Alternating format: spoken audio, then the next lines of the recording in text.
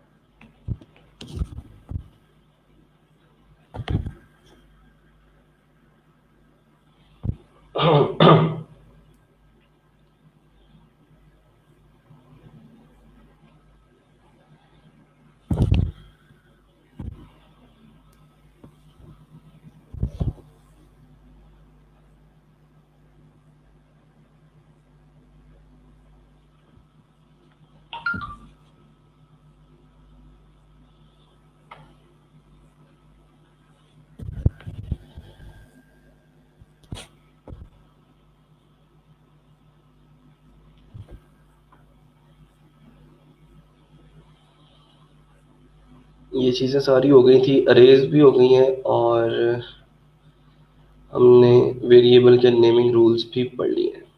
ठीक है।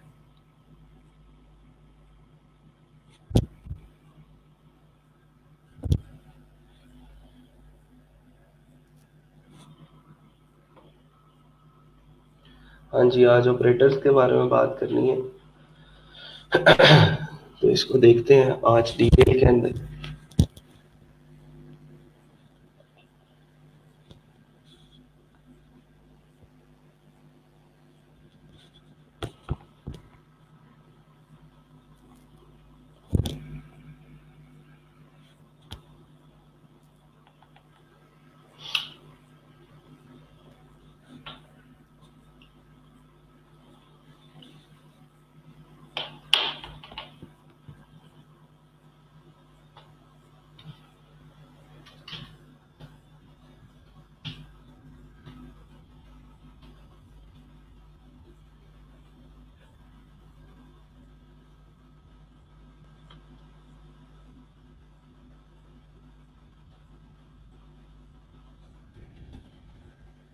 Very good.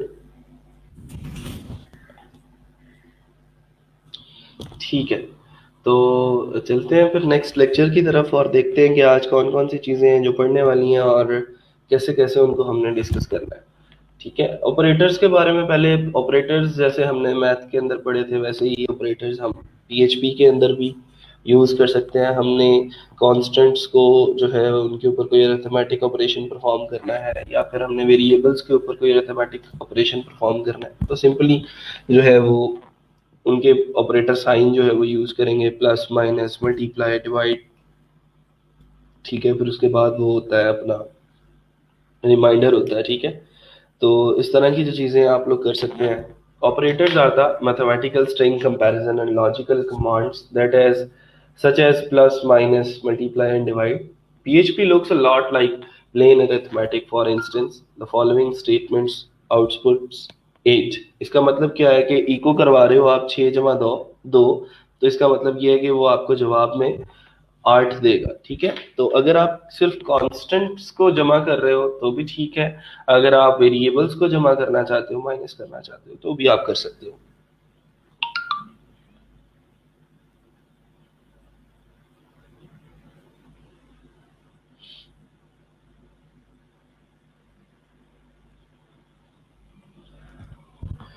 अच्छा जी, फिर उसके बाद यहाँ पे ये साथ साथ चीजें जो है वो आप लोग परफॉर्म करके देख सकते हैं सिंपली।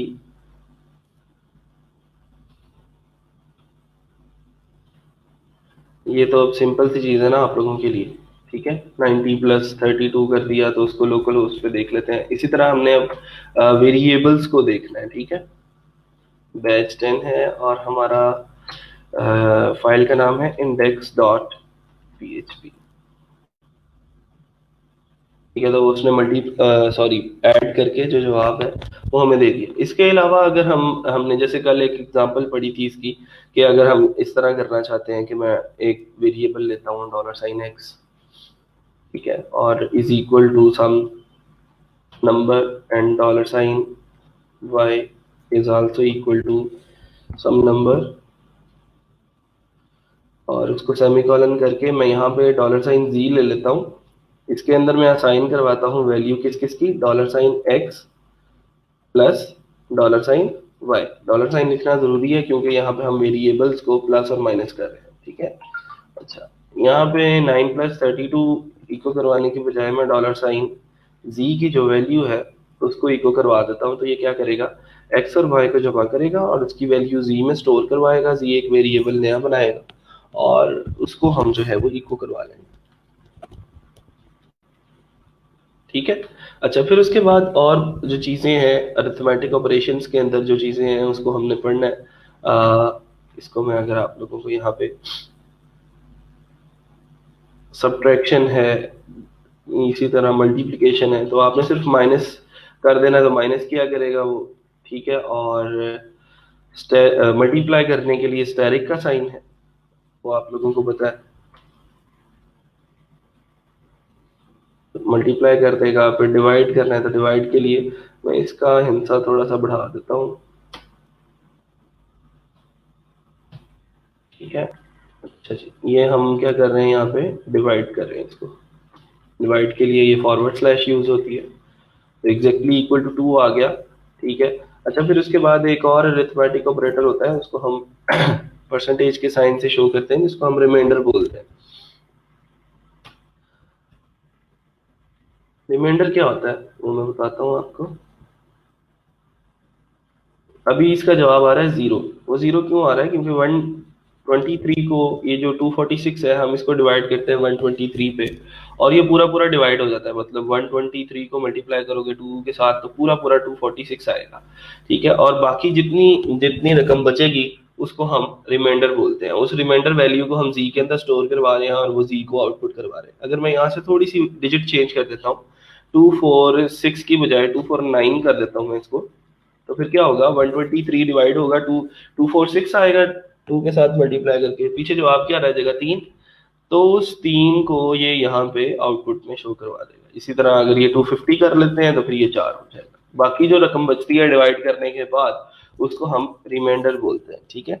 तो उसके लिए जो साइन है वो परसेंटेज का साइन यूज किया जाएगा, ये याद रखना है आप लोगों को, ठीक है। You can use them for the main 4 operations, plus minus times मतलब multiplication and divide, as well as to find a modulus, जिसको हम रिमाइंडर भी बोलते हैं। Remainder after a division, division करने के बाद जो बाकी रकम बच जाती है उसको हम रिमाइंडर बोलते हैं। एंड टू इंक्रीमेंट और डिक्रीमेंट अ वैल्यू, ठीक है। इंक्रीमेंट और डिक्रीमेंट क्या होता है वो भी मैं आप लोगों को बता देता हूँ। अगर हमने किसी वेरिएबल के अंदर कोई इंक्रीमेंट या डिक्रीमेंट करना होता है तो उसको भी हम जो है वो लेके चल सकते हैं। इंक्रीमेंट और डिक्रीमेंट कर कैसे सकते हैं ये भी मैं बता देता हूँ। अभी हम $x ले रहे हैं एक, और उसके अंदर हम वैल्यू स्टोर करवा रहे हैं 10 की, ठीक है। निचली लाइन में मैंने लिखा $x प्लस प्लस और सेमीकोलन लगा दिया, $x प्लस प्लस और सेमीकोलन लगाया, नीचे मैंने इको करवा दिया इसी x को,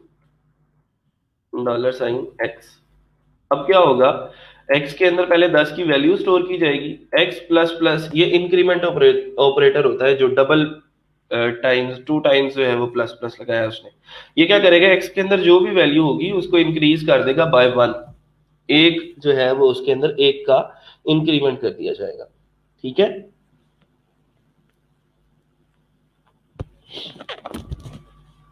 अच्छा, फिर उसके बाद मैं इसको इको करवाऊंगा तो जो देखते हैं जवाब क्या आ रहा है हमारे पास, ये आ गया 11। क्यों, क्योंकि ये पहले 10 था और इसने 11 कर दिया, और ये अगर मैं इसको प्लस प्लस की बजाय माइनस माइनस कर लेता हूं तो ये एक का डिक्रीमेंट कर देगा। खास तौर पे ये जो इंक्रीमेंट और डिक्रीमेंट ऑपरेटर है ये आपकी लूप्स के लिए इस्तेमाल होते हैं, और हर दफा हमने लूप को एक का इंक्रीमेंट दे के या 2 का या 10 का इंक्रीमेंट दे के हमने इन चीजों को लेके चलना होता है, ठीक है। अच्छा, ये इस तरह के छोटे छोटे से प्रोग्राम्स हैं जो आप लोग लिख सकते हैं, और देन हम जब मूव ऑन करेंगे अपनी लूप्स, फंक्शंस और क्लासेस की तरफ, तो फिर वहां पे ये चीजें इस्तेमाल होंगी और फ्रीक्वेंटली जो है वो इनका इस्तेमाल हम लोग वहां पे कर रहे होंगे। अच्छा, एक होते हैं यूनरी ऑपरेटर्स और एक होते हैं बाइनरी ऑपरेटर्स। बाइनरी ऑपरेटर्स ऐसे ऑपरेटर्स होते हैं जिनको यूज करने के लिए हमें दो ऑपरेंड्स का होना लाजमी है कि एक्स और वाई दोनों होंगे तो प्लस होगा। इसका मतलब प्लस जो है वो बाइनरी ऑपरेटर है। और कुछ ऑपरेटर्स यूनरी ऑपरेटर्स होते हैं। यूनरी ऑपरेटर का मतलब यह है कि उसके लिए हमें सेकंड ऑपरेंड की जरूरत नहीं पड़ती। ऑपरेंड क्या होता है? जिसके ऊपर कोई एक्शन परफॉर्म करते हैं हम। एक्स के ऊपर एक्स को ऐड कर रहे हैं हम वाई के अंदर, ठीक है, इसके ऊपर एक्शन परफॉर्म किया जा रहा है। तो ये दोनों का होना जरूरी है अगर आपने एडिशन करनी है। सब्ट्रैक्शन में भी सेम ऐसे ही है। मल्टीप्लीकेशन भी दो लोग होंगे तो उनको मल्टीप्लाई करोगे ना। डिवाइड के लिए भी ऐसे ही है, दो लोग होंगे तो उनको आपस में डिवाइड करोगे। लेकिन जो यूनरी ऑपरेटर है उसके लिए सिर्फ एक ऑपरेंड का होना ही काफी होता है। जैसे ये इंक्रीमेंट ऑपरेटर की एग्जांपल मैं आप लोगों को बता रहा हूँ।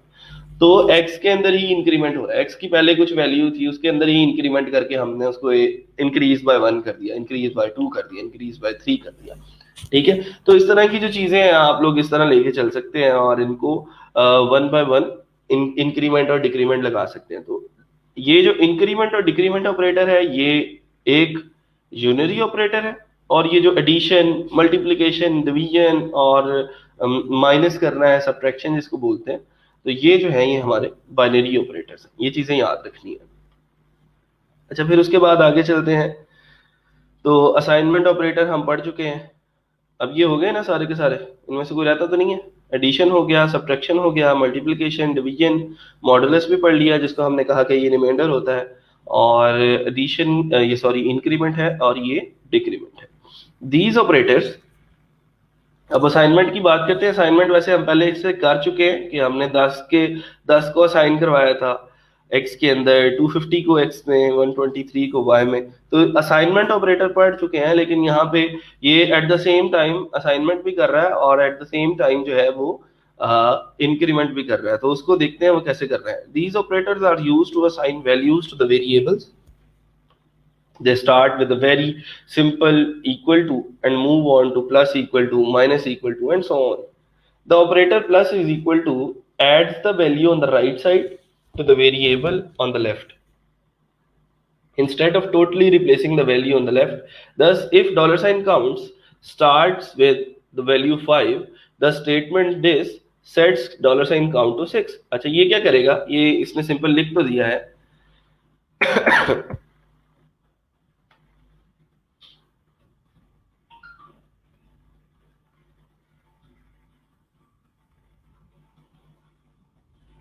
यहाँ पे हम नए वेरिएबल्स बना रहे हैं और उनके साथ हमने काम करना है।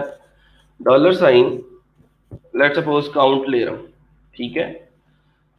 उस $sign काउंट को मैंने कोई वैल्यूज जो है वो स्टार्ट में असाइन कर दी, वो थी 5, ठीक है। फिर मैंने उसके साथ जो सलूक किया वो ये था कि $sign count is equal to $sign count plus 1, ठीक है। ये इतना सा काम मैंने उसके साथ जो है वो किया। इससे क्या होगा, मैं नीचे इको करवाता हूँ इसको। किसको भला? $sign काउंट को।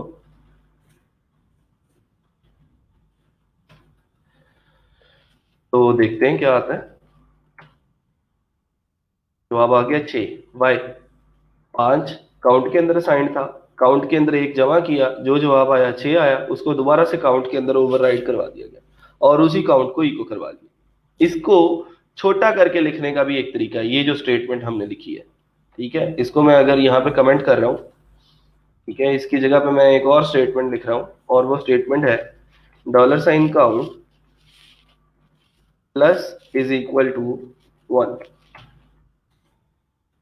इससे क्या होगा, चेक करते हैं। तो इससे भी जवाब जो है वो हमारा सेम आ रहा है। तो इसका मतलब ये हुआ कि ये क्या कर रहा है, 5 के अंदर ये जो $sign काउंट की ऑलरेडी वैल्यू थी उसके अंदर 1 को जमा कर रहा है और अगेन काउंट के अंदर ही स्टोर करवा रहा है उसकी इंक्रीमेंटेड वैल्यू। इससे फायदा ये होगा कि पहले हम ये x माइनस माइनस या फिर हम x प्लस प्लस करते थे ना, तो ये x माइनस माइनस या x प्लस प्लस सिर्फ एक का इंक्रीमेंट करता था, लेकिन हम यहाँ पे चाहें तो बेशक 10 का इंक्रीमेंट कर लें, बेशक 20,000 का इंक्रीमेंट कर लें, बेशक 1 लाख का इंक्रीमेंट कर लें। तो इस स्टेटमेंट के जरिए एट द सेम टाइम हम इस डॉलर साइन काउंट के अंदर जो भी इसकी ऑलरेडी वैल्यू थी उसको इंक्रीमेंट कर रहे हैं बाय 10, और जो इंक्रीमेंटेड वैल्यू है उसको अगेन काउंट के अंदर स्टोर करवा रहे हैं। तो आप देखें इसकी जवाब जो है वो 15 आना चाहिए।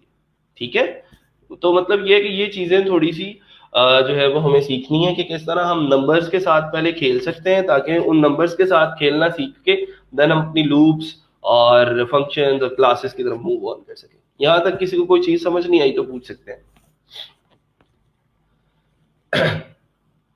ये दोनों जो स्टेटमेंट्स है ना, मैं अगर इस स्टेटमेंट को, ये वाली जो स्टेटमेंट है, इसको बड़ा करके लिखना चाहूँ तो मैं सिंपल यहाँ पे क्या लिखूंगा, ये ऐसे।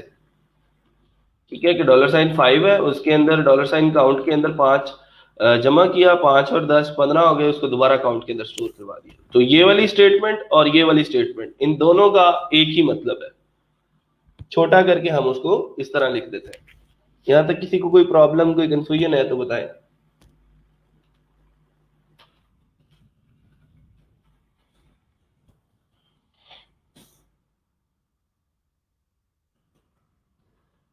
तो ये चीजें क्लियर है आपके। Dollar sign count plus is equal to 1 का मतलब है डॉलर साइन काउंट के अंदर पहले जमा करो एक, और उसकी जो भी इंक्रीमेंटेड वैल्यू आती है वो काउंट के अंदर स्टोर करवा दो।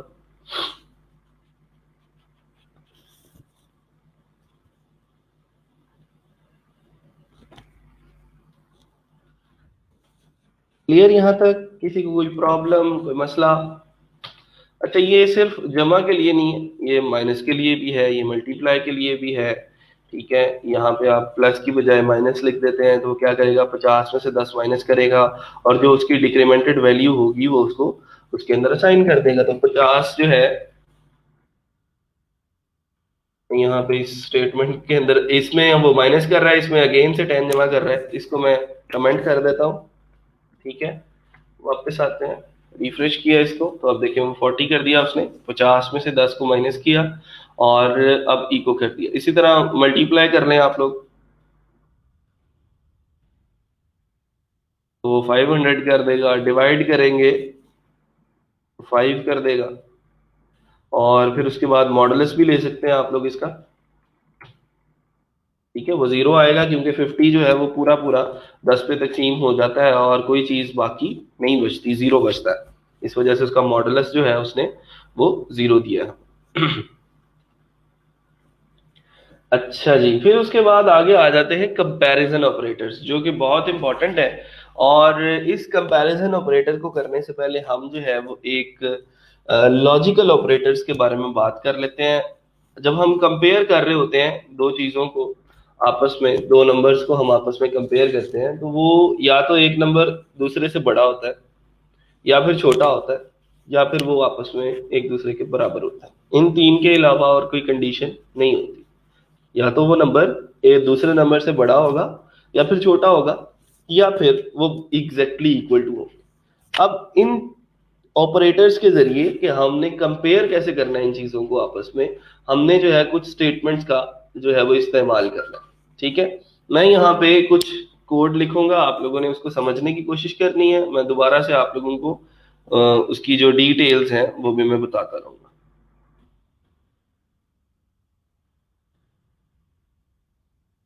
अच्छा, यहाँ पे मैंने लिखा एक इफ स्टेटमेंट। वहां पे इससे पहले हम एक वेरिएबल क्रिएट कर लेते हैं, $x इज इक्वल टू 10। यहां पे हमने सबसे पहले कंडीशन देनी है इस ब्रैकेट के अंदर। कंडीशन क्या होगी, जिसको हम कंपैरिजन ऑपरेटर के जरिए देंगे। कंपैरिजन ऑपरेटर क्या होता है, greater than, less than, equal to. ठीक है, तो मैंने यहाँ पे एक जो है वो स्टेटमेंट लिखी कि if $x is greater then 7। तो ये जो कोड आपने करली ब्रैकेट्स के अंदर लिखना है, ये वो कोड होगा जो इस कंडीशन के ट्रू होने पे चलेगा। ट्रू फॉल्स तो पढ़े थे ना हमने। इको करवा दो आई लव पाकिस्तान। अच्छा जी, ठीक है, यहां तक क्या सीखा हमने कि एक वेरिएबल है 10 उसको असाइन कर दिया और नीचे कंडीशन एक लगा दी कि इफ, नाम से जाहिर है कि अगर ये x 7 से बड़ा है तो फिर ये तुमने इको करवाना है आई लव पाकिस्तान। इसके अंदर मल्टीपल स्टेटमेंट्स भी हो सकती हैं, आप इसके अंदर इको कुछ और भी करवा सकते हैं, कुछ और कोई फंक्शन कॉल कर सकते हैं, कोई लूप चला सकते हैं इस कंडीशन के ट्रू होने पे, और मुख्तलिफ किस्म की सिचुएशंस आप लोग बना सकते हैं कि अगर इसके मार्क्स जो है वो 90 अबव है तो इसका ए ग्रेड है, अगर इसके मार्क्स 80 से अबव है तो इसका बी ग्रेड है, 70 से अबव है तो सी ग्रेड है। तो इस तरह की ग्रेडिंग जब आप लोगों ने करनी होती है तो आप लोग इसको इन केसेस के हिसाब से जो है वो फाइंड आउट कर सकते हैं। अभी सिंपल सी एक जो है वो चीज है, वो ये है कि हमने यहाँ पे एक्स को वैल्यू असाइन की 10 की और कहा कि अगर तो ये एक्स 7 से बड़ा है तो ठीक है तुम इको कर दो आई लव पाकिस्तान। चेक करते हैं जरा आई लव पाकिस्तान प्रिंट होता है या नहीं। देखिए जी आई लव पाकिस्तान, लेकिन खुदा न खास्ता अगर ये कंडीशन फॉल्स हो जाती और यहाँ पे ये लिखा होता, मैं इसकी वैल्यू को कम कर देता हूँ, लेट सपोज मैं 6 कर देता हूँ, अब तो ये जो एक्स है ये 7 से बड़ा नहीं है, तो अब क्या होगा? अब कुछ भी नहीं होगा, अब वो प्रिंट आउट नहीं होगा। लेकिन मैं ये चाहता हूं कि अगर ये कंडीशन फॉल्स हो तो भी कुछ ना कुछ लाजमी प्रिंट आउट होना चाहिए। तो मैं क्या करता हूं, इफ के बाद एक एल्स का ब्लॉक बना लेता हूं। मैंने एल्स का कीवर्ड लिखा और दोबारा से करली ब्रैकेट्स जो है वो शुरू कर, और उन करली ब्रैकेट्स के अंदर मैंने जो है वो इको करवाया, कुछ इको करवाया कि आई हेट इंडिया।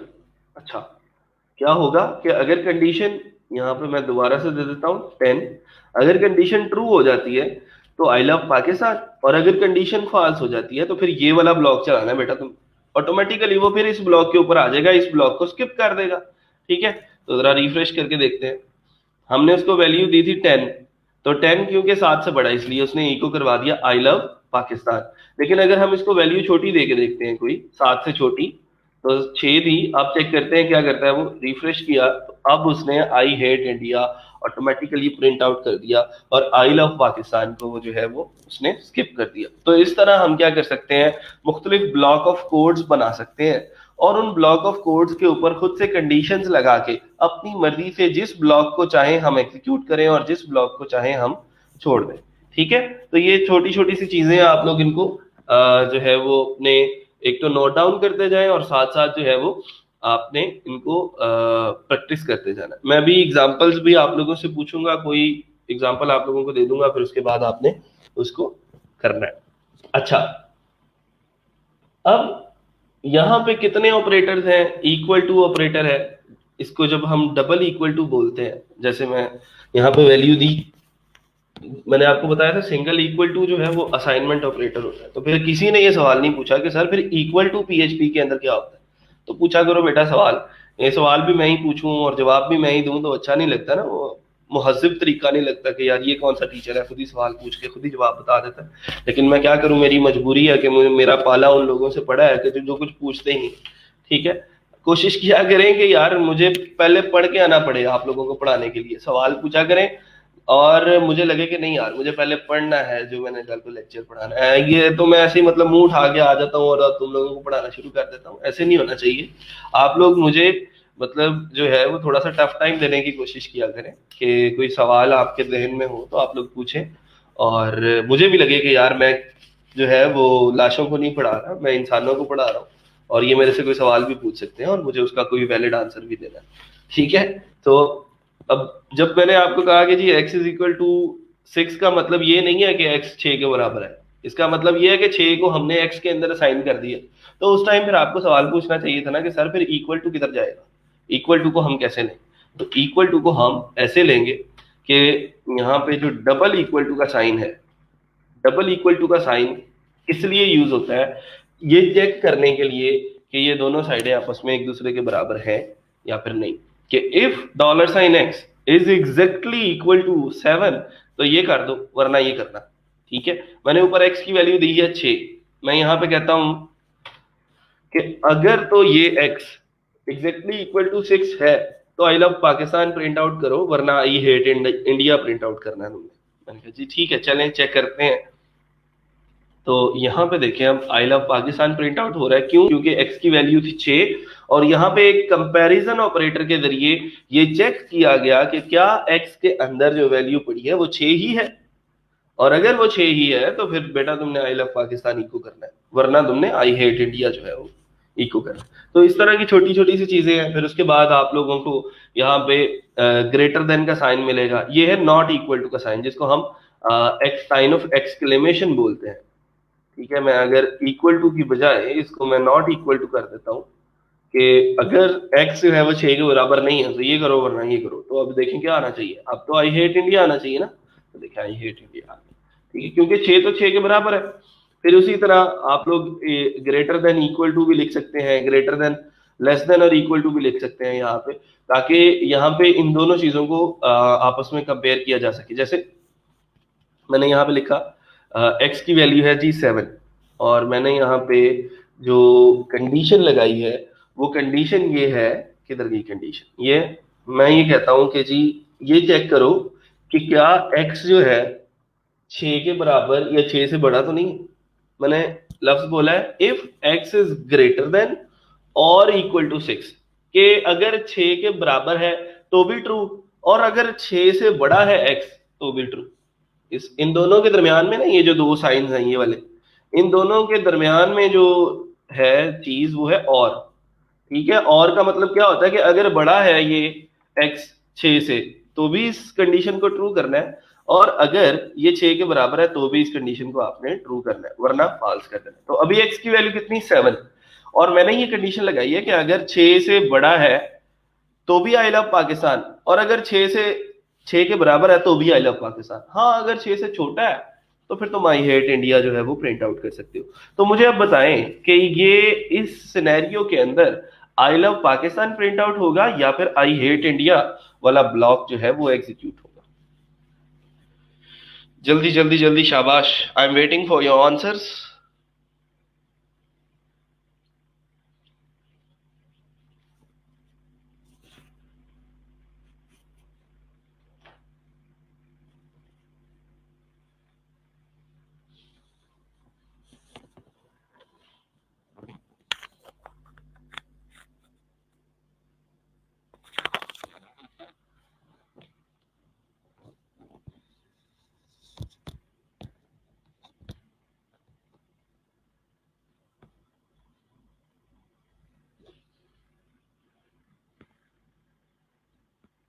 चलो भाई चलो, जल्दी जल्दी, शाबाश।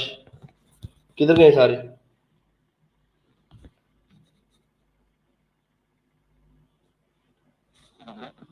इतना मुश्किल सवाल तो मैंने नहीं पूछा वैसे।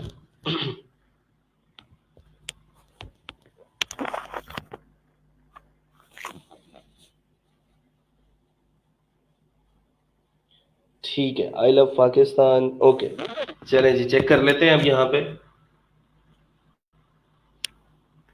ठीक है, गुड। अच्छा, अगर मैं इसकी वैल्यू को छोटा कर देता हूँ, अब 5 कर दिया ना, तो ये 5 जो है वो 6 के बराबर है, और ना ही ये 5 जो है वो 6 से बड़ा है।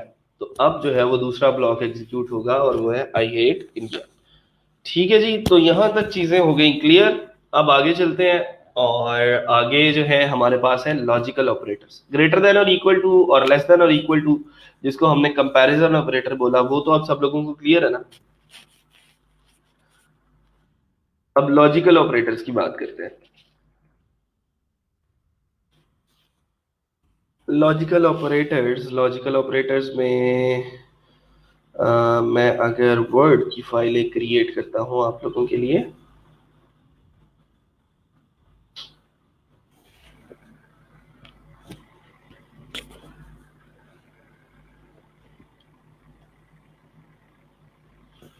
और यहाँ पे हम एक टेबल इंसर्ट करते हैं।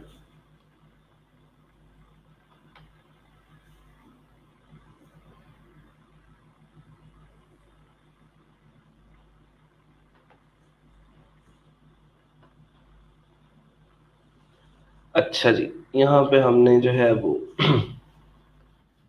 इनपुट देनी है।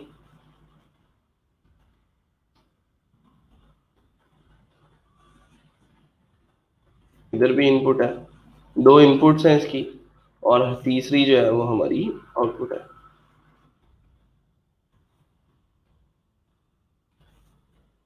पहली इनपुट, पहली जो इनपुट है वो हमारी ट्रू। ये बचपन में आप लोगों ने सवाल किए थे। फिर ट्रू, और ये फिर फॉल्स, और यहाँ पे भी इसको भी हम फॉल्स करते हैं। अच्छा, इसको बाद में हम लोग जो है फॉर्मेटिंग इसकी कर लेते हैं। इसको मैं बोल रहा हूँ ट्रू, इसको मैं बोल रहा हूँ फॉल्स, इसको फिर से ट्रू, और इसको फिर से फॉल्स। अच्छा, यहाँ पे हम जो है वो इस टेबल से पहले एक हेडिंग दे लेते हैं।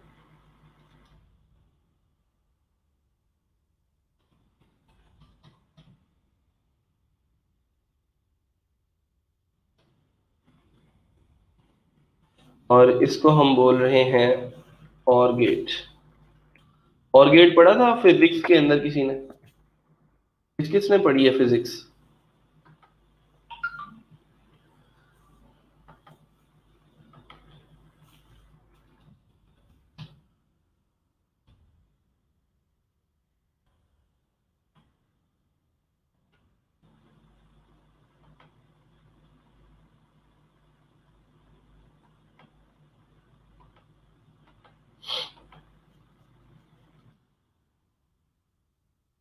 अच्छा जी, तो अब सब लोगों को नजर आ रहा है?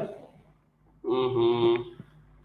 अच्छा जी, यहाँ पे आ जाए जरा। और गेट के अंदर ऐसा होता है कि आप लोग और है ना, मतलब या कि दोनों में से कोई एक भी अगर ट्रू हो गया तो हम ट्रू करेंगे। उसकी मैं कोई एग्जांपल दे देता हूँ आप लोगों को कि एग्जांपल क्या हो सकती है। अगर हम रियल लाइफ से उसकी कोई एग्जांपल लेते हैं तो वो ये हो सकती है कि दोनों ट्रू है। इसको, इसकी मैं पहले आउटपुट लिख लूँ यहाँ पे, ये भी ट्रू और ये फॉल्स। और ये ऐसा क्यों है? क्योंकि ये तो दोनों ट्रू है, दोनों इनपुट्स ट्रू है, तो हमारी आउटपुट जो है वो ट्रू आएगी। इन दोनों में से कोई एक भी इनपुट जो है वो ट्रू हो गई तो आउटपुट हमारी ट्रू है। ये इसी तरह ये है कि दोनों में से कोई भी इनपुट हमारी ट्रू होगी तो जवाब जो है वो ट्रू आएगा। लेकिन अब इन दोनों इनपुट्स में कोई भी ट्रू नहीं है तो जवाब हमारा जो है वो फॉल्स आएगा। अच्छा, अब अगर मैं रियल लाइफ से इसकी कोई एग्जांपल लेता हूं तो हम ये कहते हैं कि जी अगर ट्रेनर जो है नहीं आता तो ट्रेनर का कोई असिस्टेंट आना चाहिए क्लास लेने के लिए। ठीक है, ट्रेनर जो है वो बिजी है, या फिर लेट है, या फिर कोई और प्रॉब्लम है, तो उसका जो असिस्टेंट है वो क्लास पढ़ा लेगा। अगर असिस्टेंट नहीं है तो ट्रेनर क्लास पढ़ा लेगा। तो दोनों में से किसी एक का होना जो है वो बहुत है स्टूडेंट्स के लिए कि वो असिस्टेंट से भी पढ़ सकते हैं, ट्रेनर ना भी हो तो कोई मसला नहीं। तो ट्रेनर और ट्रेनर मतलब अगर दोनों ही आ जाते हैं तो फिर तो क्लास होगी है। और अगर ट्रेनर आ गया असिस्टेंट नहीं आया फिर भी क्लास होगी, और अगर असिस्टेंट नहीं आया ट्रेनर आ गया, या फिर ट्रेनर नहीं आया असिस्टेंट आ गया, तो फिर भी क्लास होगी। लेकिन इन केस अगर दोनों ही नहीं आते, ठीक है, तो फिर हमारी जो क्लास है वो नहीं होगी। तो इस तरह की जो चीजें हैं आप लोगों ने यहाँ पे लिखनी है, और पीएचपी के अंदर उसको कैसे इस्तेमाल करना है वो हम देखते हैं। यहाँ पे उसकी एक एग्जांपल दी गई है, ये देखें। इसी तरह मैं जरा इसको एंड गेट को भी आप लोगों को लगते हाथ बता देता हूँ। एंड गेट में ये होता है कि दोनों चीजों का ट्रू होना जो है वो लाजमी है ट्रू कंडीशंस के लिए। ठीक है, दोनों कंडीशंस का होना, दोनों कंडीशंस का ट्रू होना जो है वो लाजमी है। ट्रू और ट्रू तो ट्रू हो गया, लेकिन इसमें दोनों ट्रू नहीं है, इस वजह से ये क्या हो जाएगा, ये फॉल्स हो जाएगा। ठीक है, फिर इसकी बात करते हैं तो ये भी फॉल्स हो जाएगा क्योंकि दोनों ट्रू नहीं है, और ये तो फॉल्स है ही है क्योंकि दोनों ही इसकी जो इनपुट्स है वो फॉल्स है। तो एंड गेट में कुछ इस तरह का सिनेरियो है। तो इसको आप लोगों ने जरा जो है वो देखना है। उसके अंदर इसकी इन्होंने जो एग्जांपल दी है वो ये है कि logical operators may at first seem a little daunting, but just think of them the way you would use logic in English. For example, you might say to yourself, if the time is later than 12 p.m. and earlier than 2 p.m., then have lunch. वो कहता है कि अगर वक्त जो है वो 12 बजे से बाद का हो चुका है और 2 बजे से पहले का है तो फिर ठीक है, आप लंच कर सकते हो। मतलब 12 बजे से 2 बजे के दरमियान में जो है वो लंच होगा। अब इसके अंदर दो कंडीशन है कि टाइम 12 से ज्यादा होना चाहिए और 2 से कम होना चाहिए। 12 से ज्यादा तो 4 भी बजते हैं, और 2 से कम तो 8 भी बजते हैं सुबह के, तो उस टाइम तो हम लंच नहीं कर सकते ना। तो इसलिए जो है वो कुछ चीजें होती हैं जिनके लिए हमें एंड गेट का इस्तेमाल करना पड़ता है, और हमें फोर्सफुली अपनी दोनों कंडीशंस को ट्रू रखवाना पड़ता है कि दोनों कंडीशंस ट्रू होंगी तो जवाब हमें आउटपुट जो है वो ट्रू मिलेगी, वरना वो जवाब जो है वो हमें फॉल्स मिलेगा। ठीक है, तो इसको हम जो है वो एग्जाम्पल्स के तौर पे भी यूज कर सकते हैं, और इनको जो है हम लेके चल सकते हैं। अच्छा, एक और चीज है एक्सक्लूसिव और के नाम से ना, उसको भी देख लें जरा।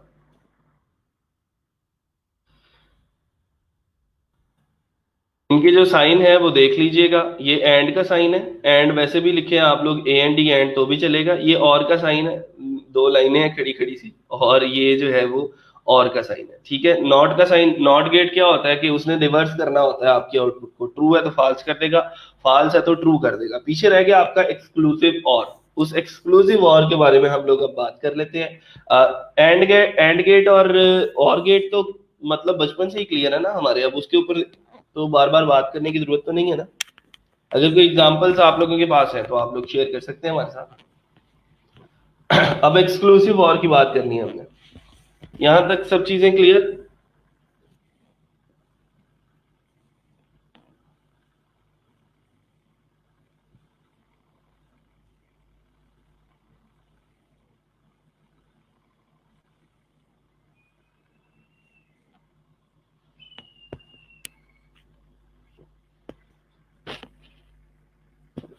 एक्सक्लूसिव और की तरफ चलते हैं जरा। अब यहाँ पे देखें, इसने जो एग्जांपल दी है एक्सक्लूसिव और की, उसको हम छोड़ेंगे, बस हम चीजें जो है वो पढ़ेंगे। वो क्या है, हम अपनी कोई एग्जांपल उसके अंदर से निकाल लेते हैं। The most unusual of these operators is exclusive और, which stands for exclusive OR and returns a true value if either value is true. ठीक है, but a false value if both inputs are true और both inputs are false। इसको याद रखने का आसान तरीका ये है कि जब दोनों इनपुट्स आपकी सेम होंगी, एक जैसी होंगी, तो इसका जो जवाब है वो फॉल्स आएगा। आ जाए जरा, दोनों इनपुट्स एक जैसी हैं, ट्रू और ट्रू, तो इसका जवाब क्या आ जाएगा, फॉल्स। और दोनों इनपुट्स यहाँ पे भी फॉल्स और फॉल्स दोनों एक जैसी हैं, तो यहाँ पे भी फॉल्स, बाकी सब ट्रू, इधर भी ट्रू और इधर भी ट्रू। ले जी, ये है आपका एक्सक्लूसिव और का टेबल, छोटा सा मैंने बना दिया, और ये सारी चीजें निचोड़ के आप लोगों को बता दी कि क्या होता है एक्सक्लूसिव और क्या होता है। यहाँ पे मैं अगर एक्स और कर देता हूँ इसको, एक्स और, उसके जरिए क्या होगा कि अगर दोनों आपकी इनपुट्स एक जैसी होंगी, यानी कि दोनों या तो ट्रू हो या फिर फॉल्स हो, तो जवाब आपका फॉल्स आएगा।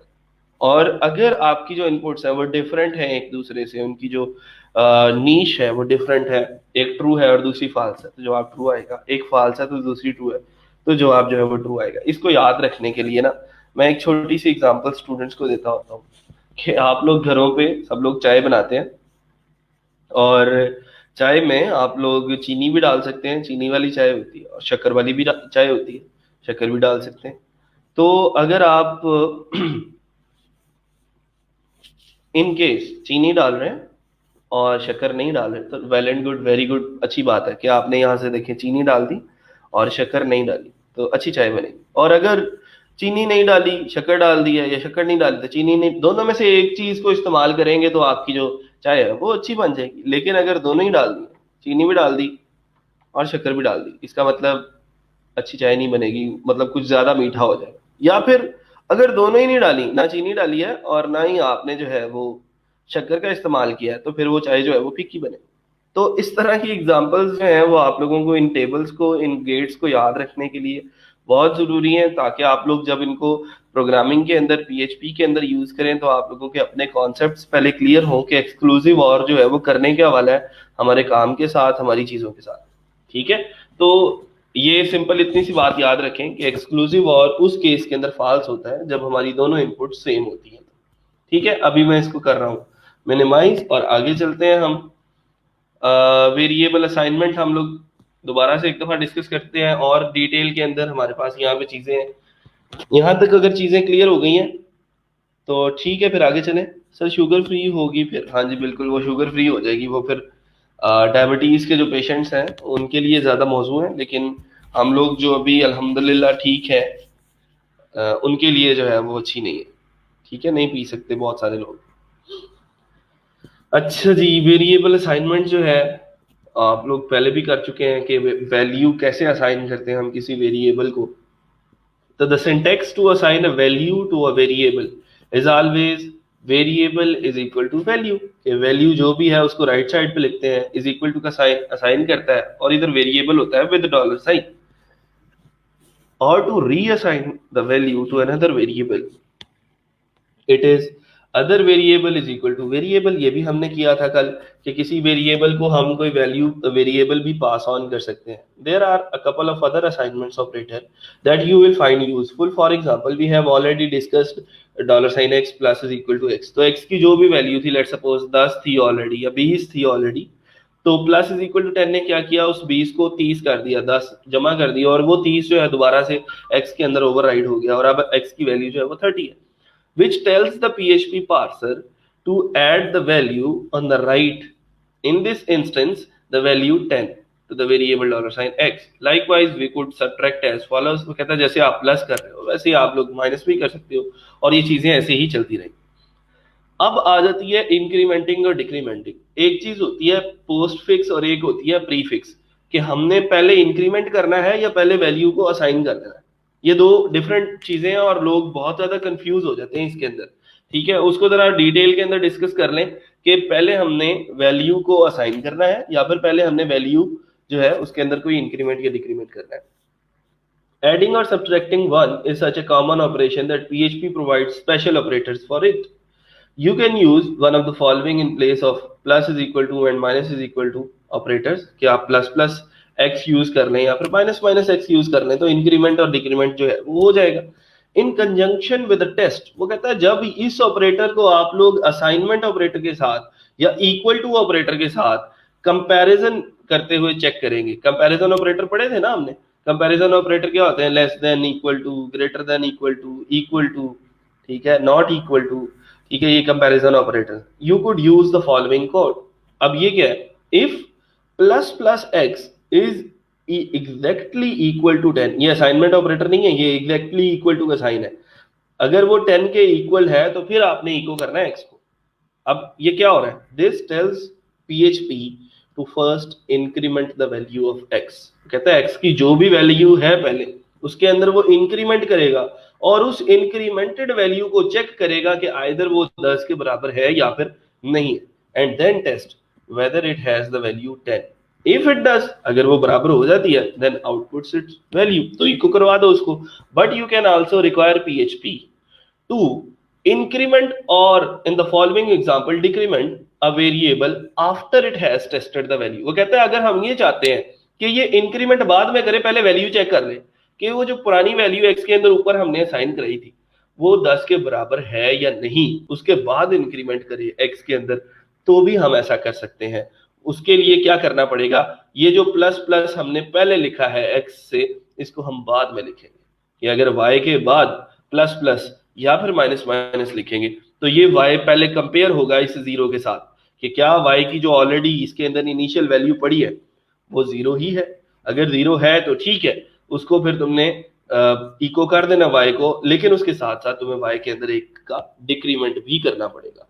तो इसको आप लोग इस तरह लेके चल सकते हैं, ठीक है। तो इसको हम पोस्ट फिक्स और प्री फिक्स बोलते हैं कि आप लोग खुद से ये निशानी रखें कि अगर ये इंक्रीमेंट का ऑपरेटर वेरिएबल से पहले आ रहा है तो पहले इंक्रीमेंट करना है, और अगर पहले वेरिएबल आ रहा है तो फिर पहले टेस्ट कर लो, फिर पहले चेक कर लो कि क्या ये जो y है ये जीरो के बराबर है या फिर नहीं है। तो इसकी एग्जांपल हम लोग भी कर सकते हैं, यहाँ पे अपनी पोस्ट फिक्स और प्री फिक्स की एग्जांपल यहाँ पे बना लेते हैं और खुद से करने की कोशिश करते हैं उसको।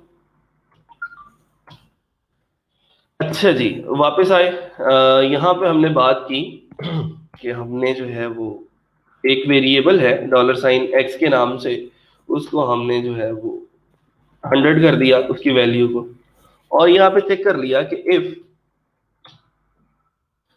Plus plus dollar sign X is equal to, ये डबल इक्वल टू है, ठीक है, comparison operator, is equal to 101, then आप इको करवाओ डॉलर साइन एक्स। ठीक है, या the value of X is,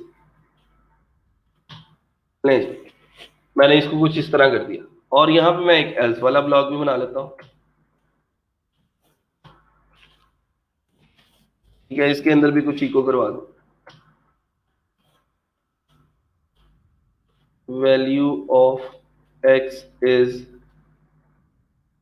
incremented, या फिर value of X is tested first and then incremented.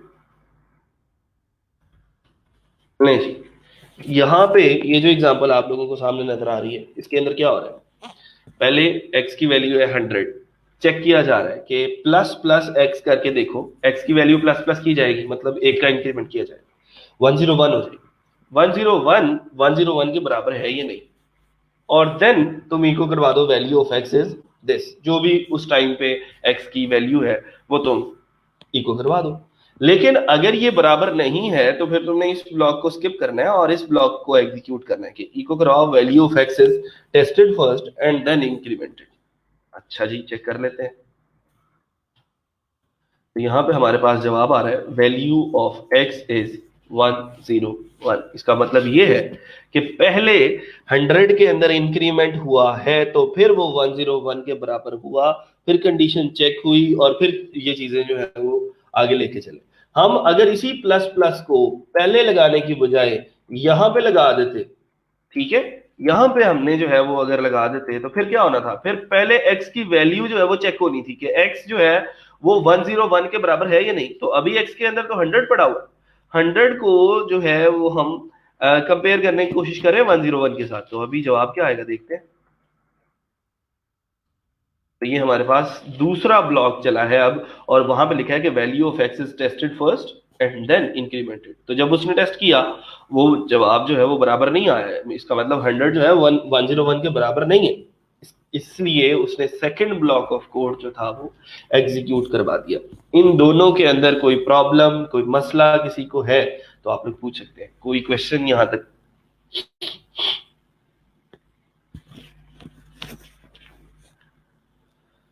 Sir also explain identical. Identical क्या होता है? जो मैंने आप लोगों को बताया कि ये जो इक्वल टू का साइन है, इक्वल टू का साइन है assignment operator, double equal to का साइन है कि आपने जो है दो चीजों को कंपेयर करना है कि 100 के बराबर है या नहीं, 101 के बराबर है या नहीं। तीसरी जो चीज है ये है आइडेंटिकल। इसका मतलब ये होता है कि ये दो चीजों को आपस में कंपेयर कर रहे हो, ये बराबर भी होनी चाहिए, साथ इनकी डेटा टाइप भी बराबर होनी चाहिए। ठीक है, इनकी और भी कुछ चीजें होती हैं, डेटा टाइप क्या है, इसका साइज क्या है, तो वो इन सारी चीजों को जो है वो आपस में कंपेयर करता है और एग्जैक्टली इक्वल टू करता है। ठीक है, तो ये चीजें भी, इसको हम आइडेंटिकल बोलते हैं। अच्छा जी, फिर उसके बाद आगे चलते हैं तो हमारे पास और कुछ चीजें हैं, अगर हमारे पास टाइम है तो। हाँ जी, थोड़ा सा टाइम है, उसको डिस्कस कर लें। पोस्ट फिक्स और प्री फिक्स क्लियर हो गया। उसके बाद हमारे पास कुछ और चीजें हैं, इनको हम बाद में डिस्कस कर सकते हैं। मल्टी लाइन कमांड्स हैं, मल्टी लाइन कमांड्स चले वो थोड़ी सी चीजें हैं, उसको डिस्कस कर लें। जैसे अगर बात कर रहे हैं इको करवाओ इसको, मतलब मल्टीपल लाइंस हैं तो वो कोई मसला नहीं है आप लोगों के लिए, आप इको को निचली लाइंस में लेके जा सकते हैं, वो उसको सेम एज इट इज जो है वो आउटपुट कर देगा। ठीक है, फिर उसके बाद there are times when you need to output quite a lot of text from PHP, and using several echo or print statements would be the time consuming and messy. To overcome this, PHP offers two conveniences. The first is just to put multiple lines between quotes. As an example 3.6 में वो कह रहा है कि उसने multiple lines को ये दो कोड्स के दरमियान में जो है वो इनक्लोज कर दिया। ठीक है, और variables can also be assigned as in 3.7, तो 3.7 में उसने क्या किया, वो जो जो भी मल्टीपल लाइन थी उसको उसने किसी वेरिएबल को असाइन किया और देन वो उस वेरिएबल को जो है वो प्रिंट आउट कर लेगा। तो आपकी अपनी मर्जी है, आपने उसको डायरेक्टली जो है वो इको करवाना है, या फिर आपने उस टेक्स्ट को जो कि मल्टीपल लाइंस के अंदर आ रहा है उसको आपने पहले किसी वेरिएबल के अंदर असाइन करना है और देन आपने उसको आउटपुट करवाना है। तो पीएचपी की खूबसूरती ये है कि ये कुछ आसानियां जो है वो हमारे लिए पैदा कर देती है।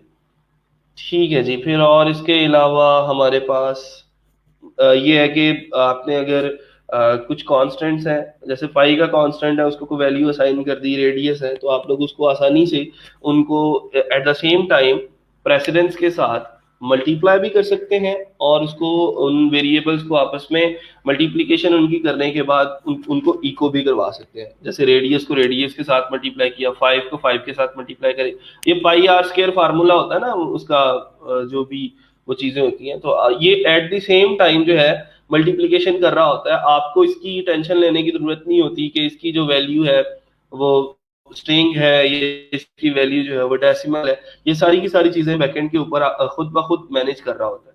ठीक है, तो इसको आप लोग जरा देख लें, ये जो एग्जांपल मैंने दिए हैं मैं उसमें से एक दो एग्जांपल्स आप लोगों को अभी दे देता हूँ, उसको जरा परफॉर्म करके देखें। आपने करना ये है कि एक जो है वेरिएबल लेना है मार्क्स के नाम का, उसको कोई वैल्यू असाइन कर लेनी है, लेट्स सपोज 70, 30 या 60 कर लेनी है, और ये लिखना है कि अगर इसके मार्क्स 50 से अबव हैं तो ये इको करवाना है पास, और अगर ये मार्क्स 50 से नीचे हैं, कम है, तो इको करवाना है कि ये फेल है। ठीक है, ये एल्स इफ के जरिए आप लोगों ने ये काम करना है। छोटा सा टास्क है, इसको हम देन अगेन कल को जब डिस्कस करेंगे तो इसको ये देखेंगे कि हम इसके मल्टीपल केसेस कैसे बना सकते हैं। अभी तो दो केस बनाए ना, पास या फिर फेल, कल को हम इसके केसेस ये बना सकते हैं कि जी इनकी ग्रेडिंग कैसे करनी है नंबर की, कि इतने नंबर है तो इतना ये ग्रेड है, इतने नंबर है तो ये ग्रेड है, उसको हम फिर एलसिफ एलसिफ एलसिफ डिटेल के अंदर लिख सकते हैं। तो अभी आपने काम ये करना है कि एक वेरिएबल मार्क्स के नाम का बना लें और उसको कोई वैल्यू असाइन कर लें। अगर वो वैल्यू 50 से बड़ी है तो प्रिंट आउट लिखा आ जाए कि जी congratulation you have been passed, और अगर वो 50 से छोटी वैल्यू एंटर करता है यूजर तो फिर हम वहां पर लिखेंगे कि सॉरी यू आर फेल। ठीक है, ये एक छोटी सी एग्जांपल करके मुझे दिखाएं, फिर उसके बाद आज के लेक्चर को एंड करते हैं।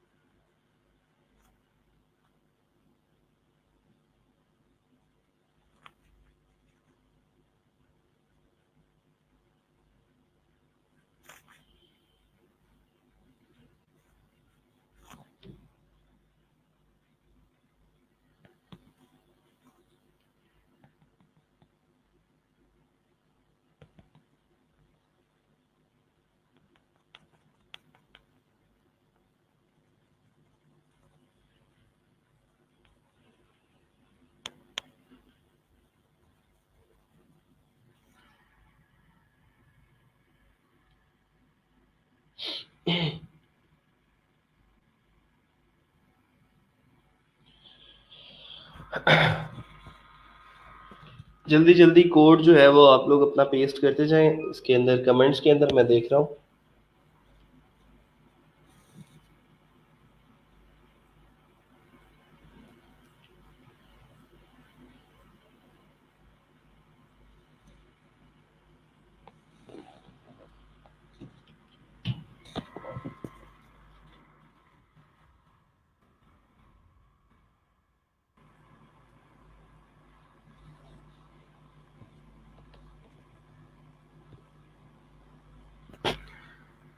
उसवा ने कुछ किया है, देखते हैं। उसवा ने ये किया है कि मार्क्स इज इक्वल टू 80 किया, और if dollar sign marks is greater than 50 तो इको करवाओ कंग्रेचुलेशंस यू हैव पास्ड।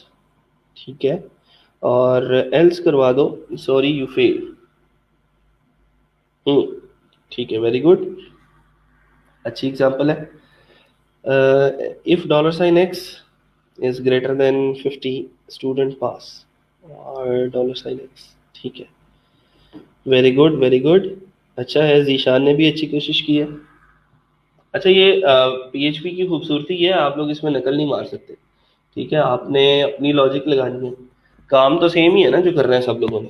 आप अपनी लॉजिक लगा के काम करते हो, कोई और जो है आता है वो अपनी लॉजिक लगाता है और उसके उसके जरिए वो काम करता है।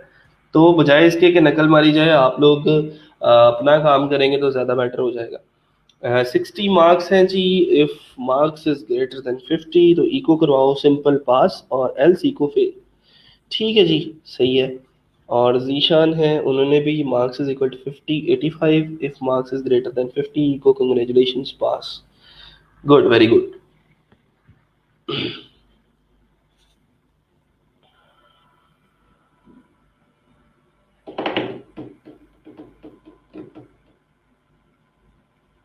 ठीक है।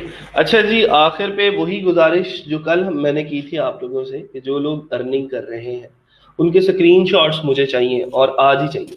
ठीक है, कोशिश करें कि जल्द से जल्द आप लोग अपनी अर्निंग के स्क्रीनशॉट्स जो हैं वो मुझे सेंड कर दें, इनबॉक्स कर दें। जिन्होंने ऑलरेडी अर्निंग की है और पहले कभी स्क्रीनशॉट सेंड किया था, वो एक छोटी सी मेहरबानी ये कर दें कि मुझे रिमाइंड करवा दें कि आपका नाम क्या है, आपका CNIC क्या है, ठीक है, और आपने कितने डॉलर्स की अर्निंग की है। तो आप लोगों का CNIC भी मुझे चाहिए होगा।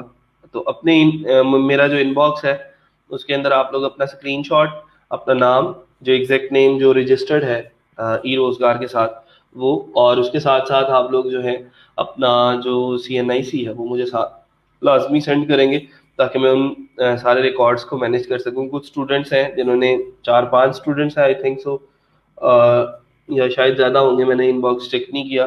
तो आप लोग जो हैं वो ख़ास तौर पे जिन लोगों ने अभी तक अपनी अर्निंग्स नहीं जो है वो सेंड की, वो लोग अपनी अर्निंग्स लाजमी कोशिश करें कि आज या कल इस वीकेंड में फाइनलाइज कर दें, मैं इसको कंपाइल करूं ताकि जल्द से जल्द और हम इस रिकॉर्ड को जो है वो हेड ऑफिस को सेंड कर सकें।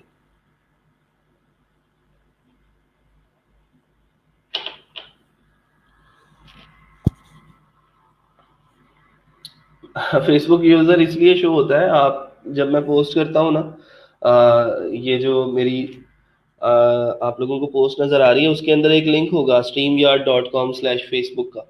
ठीक है, एक कमेंट होता है, तो उसके ऊपर जाके आपको स्ट्रीम यार्ड को जो है वो एक्सेस देनी पड़ती है कि वो आपका नाम जो है वो दिखा सके यहाँ पे। तो इस वजह से आपने वहां पे अभी नाम नहीं लिखा अपना, तो फेसबुक को अपनी कनेक्ट करेंगे इसके साथ तो फिर आपका नाम भी शो होगा मुझे। राना जीशान हाशिम साहब हैं, उन्होंने कहा है जी $D is equal to date, date का फंक्शन कर दिया उसको। और if $D is equal to Friday echo have a nice weekend else have a nice day. Very good जी, जीशान साहब के लिए भी क्लैपिंग करें, अच्छा काम किया इन्होंने। और इसी तरह आप लोग कंपैरिजन करके इनकी प्रैक्टिस कर सकते हैं। अब ये जो वीकेंड आ रहा है, फिर दोबारा से वही नसीहतें जो मैं हर वीकेंड पे करता हूँ कि फाइवर को टाइम दें। अब जितनी स्किल्स हैं आपकी सारी की सारी अब फाइवर के ऊपर होनी चाहिए, फ्रीलांसर पे होनी चाहिए। आपका पीपल पर आवर और अपवर्क का अकाउंट रहता है, आज इंशाल्लाह मैं उसकी भी आप लोगों को जो है वो वीडियो दे देता हूँ, उसको देखें और उसके ऊपर भी अकाउंट बनाएं। लेकिन फाइवर को फोकस करें, फाइवर आप लोगों के लिए जन्नत है अभी, और बिल्कुल फ्री के अंदर कोई पैसा नहीं लग रहा आपका। फ्रीलांसर पैसे मांगता है, अपवर्क पैसे मांगता है, लेकिन अभी फाइबर फ्री है तो इसको गनीमत जाने और डरे उस दिन से जब फाइबर भी कहे कि बाहर कैसे सेंड करने के मैं पैसे लूंगा। ठीक है, तो इसको जो है जल्द से जल्द इस अपॉर्चुनिटी को अवेल करें और कोशिश करें कि जितना जल्दी आप लोग सीख सकते हैं सीख जाएं। हिरा ने कुछ किया है, मार्क्स इज इक्वल टू 55, पहली लाइन के अंदर सेमी कॉलन नहीं है आपकी। If $marks is greater than 50 तो इको करवाओ congratulation you have been passed, और एल्स करवा दो सॉरी यू फेल्ड। तो सॉरी यू फेल्ड के बाद से पहले इको आना था और उसके बाद फिर सेमी कॉलन भी आना था। तो इस तरह की गलतियां आप जो है वो जो है थोड़ी सी आप कम कर दिया करो। ठीक है जी, फिर आज के लिए इतना ही। इंशाल्लाह मिलते हैं छोटी सी ब्रेक के बाद, इन चीज़ों को प्रैक्टिस करते रहें। और कल को जब हम मंडे को मिलेंगे तो इंशाल्लाह मैं इसको और ज़्यादा एडवांस लेवल पे लेके चलेंगे और PHP को और जो पिछली चीज़ें हैं PHP पे मूव ऑन करने का मतलब ये नहीं है कि हमने वर्डप्रेस को भूल जाना है। वर्डप्रेस को भी साथ साथ लेके चलें, अपनी ई-कॉमर्स साइट्स बनाएं, अपने पोर्टफोलियो वेबसाइट्स बनाएं। पोर्टफोलियो वेबसाइट्स बार बार कह रहा हूँ कि आपकी फ्रीलांसिंग के लिए ऑक्सीजन का काम करेंगी और इसके ज़रिए आप लोग ज़्यादा जो है वो प्रोफेशनली लोगों को जो है अपनी चीज़ें दिखा सकते हैं और प्रोफेशनली लोगों को डील कर सकते हैं अपने क्लाइंट्स को। ज़रूरी नहीं है फाइबर या फ्रीलांसर पे ही आप डायरेक्ट क्लाइंट्स के साथ मिलने जाते हैं, आप किसी से कहते हैं मैं आपको ई कॉमर्स की साइट बना दूंगा, तो वो पूछेगा पहले आपसे कि पहले कभी साइट बनाई है आपने। तो कम से कम आपके पास उसको दिखाने के लिए कुछ ना कुछ लाजमी होना चाहिए। तो अपने पोर्टफोलियोज ही एक जो है वो आखिरी सबूत होता है एक नए फ्रीलांसर के लिए। नए फ्रीलांसर के पास इसके अलावा और कोई चारा होता नहीं है दिखाने के लिए। तो कम से कम अपने पोर्टफोलियोज के ऊपर काम करें और इन चीज़ों को जो है वो एडवांस लेवल पे लेके जाएं और डायरेक्टली क्लाइंट्स को जो है वो पिच करना शुरू करें, ताकि जल्द से जल्द जो है वो आप लोग ऑर्डर्स कंप्लीट कर सकें। आज के लिए इतना ही, इंशाल्लाह मिलते हैं छोटी सी ब्रेक के बाद। अपना और